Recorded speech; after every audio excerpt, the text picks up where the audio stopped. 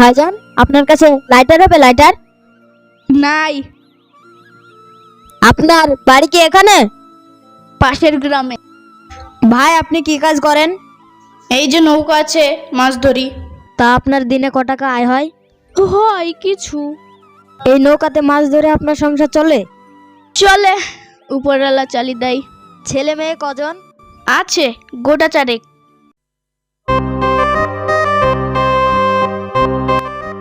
আপনাকে একটা পরামর্শ দিই।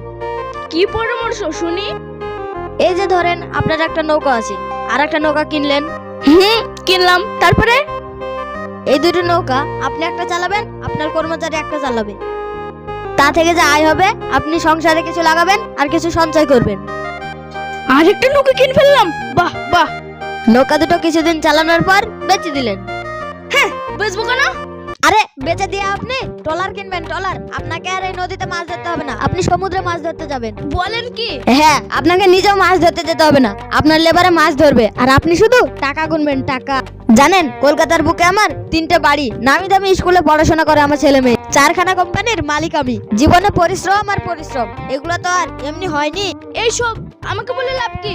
আরে দাঁড়ান দাঁড়ান, লাভ আছে। ওই যে আপনি মাছ বিক্রি করছেন না, ওই গোটা মাছের বাজারটাই আপনার হয়ে যাবে।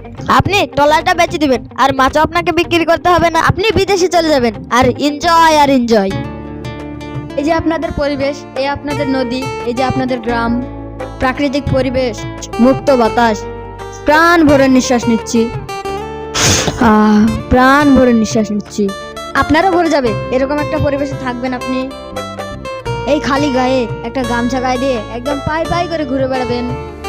এই মেয়ে, এই উঠান উঠান উঠান।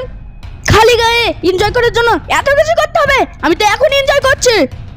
কাজ করি করি তো বছর মাংস শিখে ফেলেছেন। দেখি তোমরা হচ্ছে সুগারের রোগী। ডাক্তারটা হাঁটতে বলেছে, আর এখানে সে জ্ঞান দিতে আসছে। যান সরেন যান। কাকে জ্ঞান দিতে আসলাম রে? না, লোকটা মন্দ বলেনি।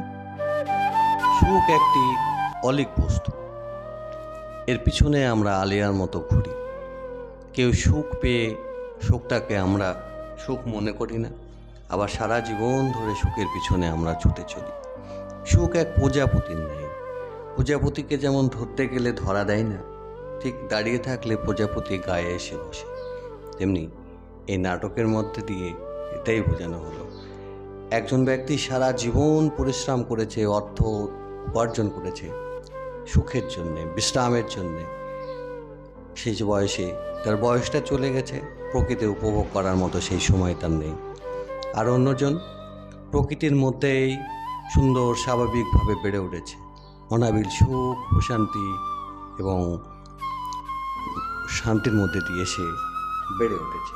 তার কাছে এটাই বড় সুখ, অর্থ নয়। অর্থের থেকে প্রকৃতির সম্পদটাই তার কাছে বড় সুখ।